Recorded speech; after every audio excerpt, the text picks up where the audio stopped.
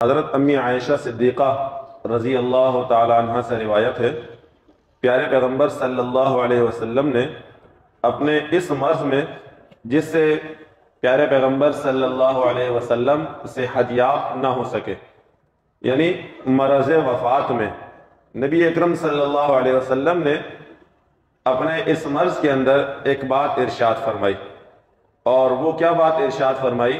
ارشاد فرمایا: لعن اللہ الیہود والنصارى اتخذوا قبور انبیائہم مساجدا۔ اللہ تبارک و تعالی یہود و نصارہ پر لعنت فرمائے، اللہ یہود و نصارہ پر لعنت فرمائے۔ کیوں؟ انہوں نے اپنے نبیوں کی قبروں کو سجدہ گاہ بنا لیا ہے۔ اللہ یہود اور نصارہ پر کیوں لعنت فرمائے؟ اس لیے کہ انہوں نے اپنے نبیوں کی قبروں کو سجدہ گاہ بنا لیا ہے۔